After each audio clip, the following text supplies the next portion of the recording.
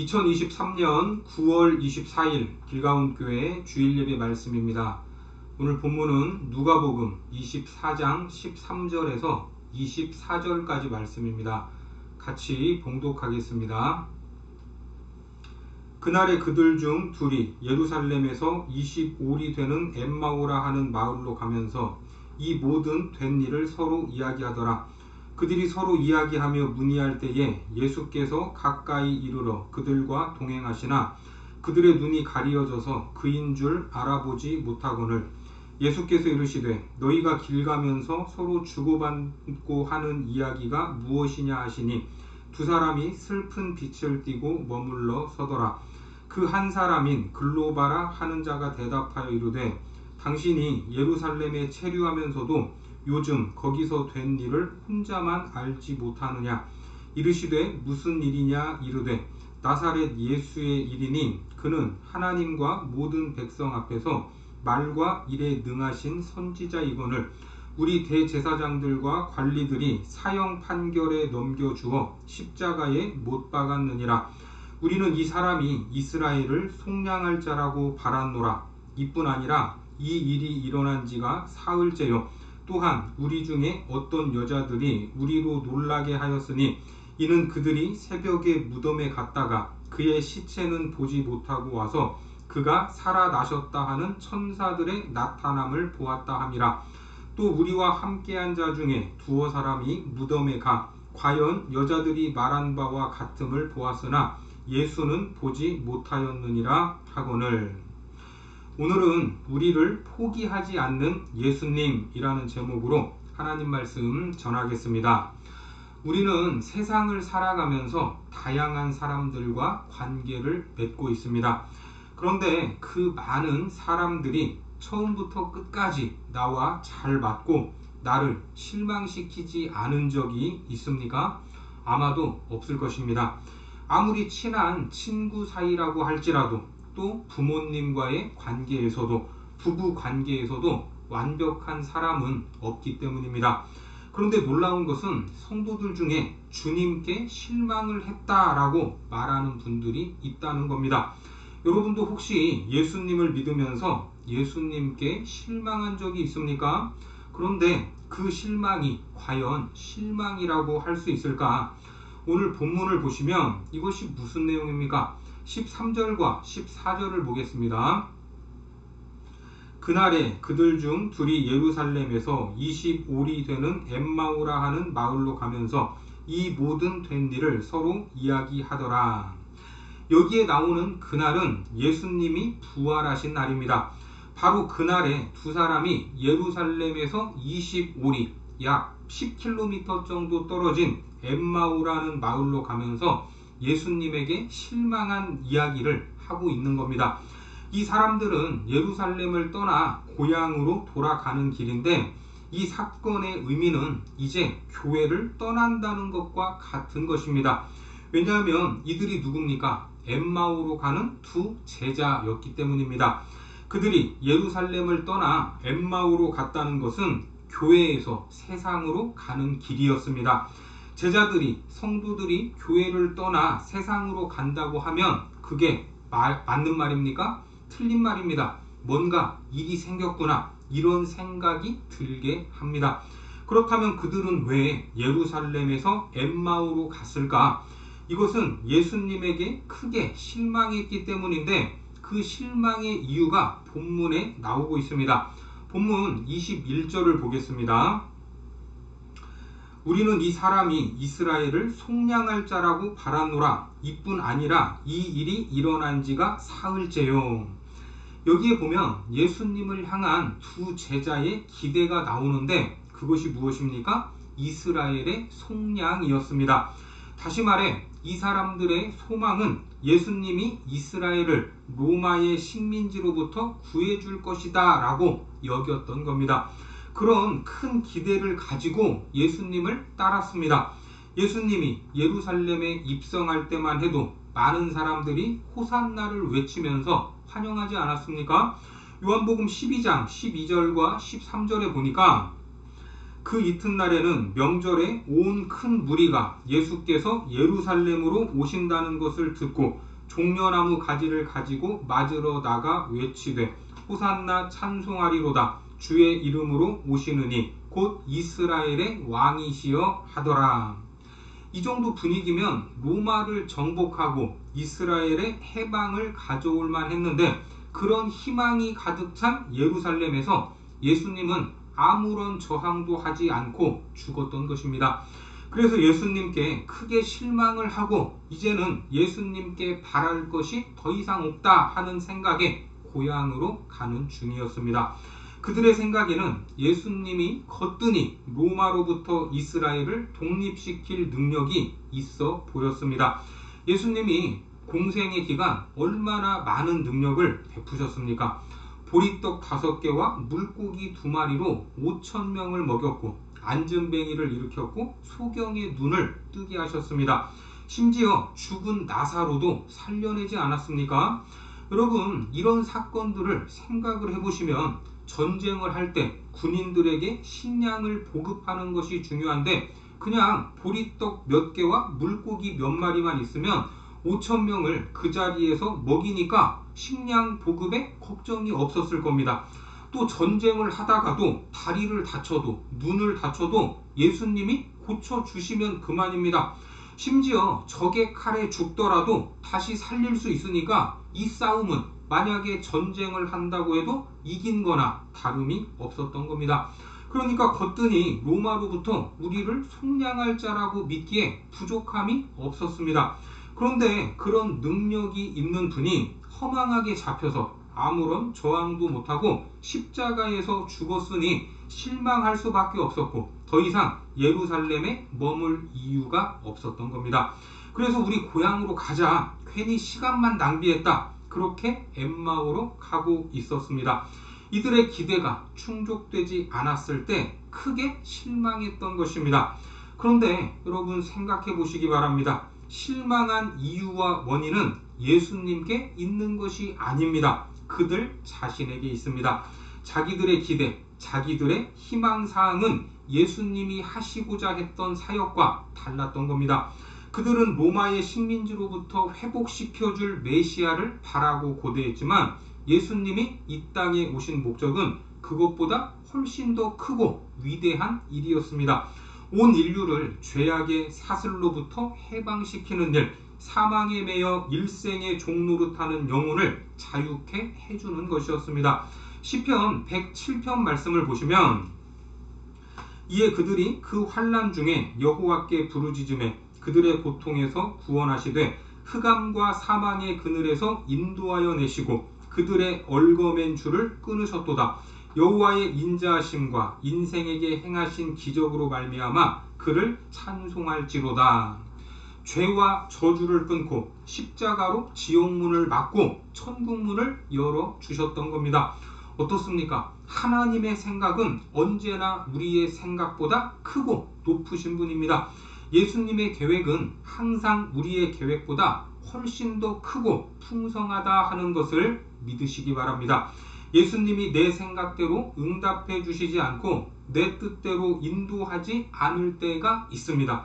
그 순간에 예수님께 실망하지 마시고 오히려 주님의 기대와 주님의 계획을 신뢰하는 믿음이 있어야 할 것입니다.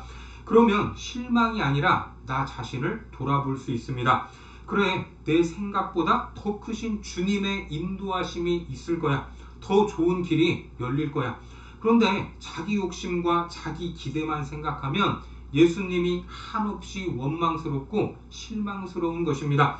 우리가 그런 마음이 들 때가 있지 않습니까? 하지만 그 원인은 예수님이 아니라 바로 나 자신에게 있다는 것입니다. 나의 욕심 때문입니다. 사실 예수님께서 내가 원하는 대로, 내가 하고자 하는 대로 다 들어주셨다면 우리는 벌써 예배의 자리를 떠났을 것입니다. 여러분, 자녀들이 원하는 대로 다 해줬을 때 그 아이가 잘 되겠습니까? 잘못 되겠습니까? 부모의 시각으로만 봐도 아이들이 원하는 것들 중에 얼마나 많은 것들이 해로운 것이고 그 앞길에 장애가 될 것인지 알 수 있습니다. 하물며 하나님이 보시는 우리의 인생, 우리의 모습은 어떻겠습니까? 우리는 어떤 순간에도 하나님의 뜻과 계획을 믿어야 합니다. 이사야 55장 8절과 9절 말씀에 보니까 이는 내 생각이 너희의 생각과 다르며 내 길은 너희의 길과 다름이니라. 여호와의 말씀이니라. 이는 하늘이 땅보다 높음같이 내 길은 너희의 길보다 높으며 내 생각은 너희의 생각보다 높음이니라. 지금은 네가 실망하고 있지만 때가 되면 알 것이다. 지금은 네가 원하는 대로 진행되지 않아서 화도 나고 원망스럽겠지만 네가 원하는 것보다 더 좋은 것이 예비되어 있다. 이것이 하나님의 마음입니다. 요한복음 13장 7절에서 예수님이 이렇게 말씀하시죠. 예수께서 대답하여 이르시되 내가 하는 것을 네가 지금은 알지 못하나 이후에는 알리라. 이 말씀을 믿으시기 바랍니다. 오늘 예수님께 실망하여 예루살렘을 떠난 두 제자, 엠마오로 가던 두 제자를 부활하신 예수님은 친히 찾아가셨습니다. 우리가 실망하고 낙심할 때 주님은 이렇게 찾아오시는 분입니다. 그런데 주님이 찾아오셨지만 엠마오로 가던 두 제자는 여전히 예수님께 실망하고 있었습니다. 왜 그랬을까? 본문으로 가셔서 15절과 16절에 보시면 그들이 서로 이야기하며 문의할 때에 예수께서 가까이 이르러 그들과 동행하시나 그들의 눈이 가리어져서 그인 줄 알아보지 못하거늘. 이것이 두 번째 이유입니다. 예수님이 지금 옆에 계시는데 예수님을 예수님으로 알아보지 못한 겁니다. 크게 실망해서 엠마오로 가는 두 제자를 놓치지 않으시고 부활하신 예수님이 직접 찾아가셨는데 그들의 눈이 가리어져서 알아보지 못하니 얼마나 안타까운 일입니까? 하지만 주님은 포기하지 않으시고 그들에게 말을 거십니다. 본문 17절과 18절입니다. 예수께서 이르시되 너희가 길 가면서 서로 주고받고 하는 이야기가 무엇이냐 하시니 두 사람이 슬픈 빛을 띠고 머물러 서더라. 그 한 사람인 글로바라 하는 자가 대답하여 이르되 당신이 예루살렘에 체류하면서도 요즘 거기서 된 일을 혼자만 알지 못하느냐. 예수님이 뭐라고 물으셨습니까? 지금 너희들이 가면서 하고 있는 대화의 내용이 뭐냐? 그랬더니 이제 이름이 나오죠. 글로바라는 제자가 어떻게 예루살렘에 있었으면서 며칠 동안 예루살렘이 들썩였던 사건을 모를 수가 있냐? 이렇게 말하는 겁니다. 그러면서 사건의 전반에 대해서 설명을 이어가죠. 같이 19절에서 24절까지 말씀을 보겠습니다. 이르시되 무슨 일이냐? 이르되 나사렛 예수의 이르니 그는 하나님과 모든 백성 앞에서 말과 일에 능하신 선지자이거늘 우리 대제사장들과 관리들이 사형 판결에 넘겨주어 십자가에 못 박았느니라. 우리는 이 사람이 이스라엘을 속량할 자라고 바랐노라. 이뿐 아니라 이 일이 일어난 지가 사흘째요. 또한 우리 중에 어떤 여자들이 우리로 놀라게 하였으니 이는 그들이 새벽에 무덤에 갔다가 그의 시체는 보지 못하고 와서 그가 살아나셨다 하는 천사들의 나타남을 보았다 함이라. 또 우리와 함께한 자 중에 두어 사람이 무덤에 가 과연 여자들이 말한 바와 같음을 보았으나 예수는 보지 못하였느니라 하거늘. 여러분 어떻습니까? 이것은 복음에 대해서 완벽하게 설명하고 있는 내용입니다. 십자가의 죽음과 부활이 포함되어 있죠. 글로바는 완벽한 복음에 대해서 말하고 있었습니다. 그런데 문제가 있습니다. 이렇게 핵심 내용을 잘 알고 있는데 무슨 문제가 있었을까? 그 문제점은 사도 바울이 고백한 복음과 비교하면 알 수 있습니다. 고린도전서 15장으로 가셔서 3절에서 8절까지 말씀을 같이 보겠습니다. 내가 받은 것을 먼저 너희에게 전하였노니 이는 성경대로 그리스도께서 우리 죄를 위하여 죽으시고 장사 지낸 바 되셨다가 성경대로 사흘 만에 다시 살아나사 게바에게 보이시고 후에 12 제자에게와 그 후에 500여 형제에게 일시에 보이셨나니 그 중에 지금까지 대다수는 살아있고 어떤 사람은 잠들었으며 그 후에 야고보에게 보이셨으며 그 후에 모든 사도에게와 맨 나중에 만삭되지 못하여 난 자 같은 내게도 보이셨느니라. 여러분들이 읽으신 대로 글로바와 바울이 복음에 대해서 서술을 하고 있는데 차이가 있습니다. 물론 글로바의 복음에도 나사렛 예수가 있고 십자가의 죽음이 있고 부활이 있습니다. 그리고 바울이 말한 복음의 이야기에도 예수님이 죽으시고 부활하셨다라는 내용이 있습니다. 그런데 바울은 여기에 더 하나를 고백하고 있는데 그게 뭡니까? 보이시고 보이셨나니 보이셨으며 내게도 보이셨느니라 이렇게 말합니다. 그러니까 글로바가 말한 복음은 말 그대로 객관적 사실입니다. 틀리지 않았습니다. 하지만 바울이 말하는 복음은 객관적 사실로만 끝나는 것이 아니라 이 놀라운 복음의 내용이 게바와 12제자와 500여 형제들에게 보였고 이후에도 야고보가 받고 사도들도 받고 그리고 무엇보다 누가 받습니까? 바로 내가 받다는 것입니다. 여러분, 아는 것과 내가 체험하는 것은 완전히 다른 것입니다.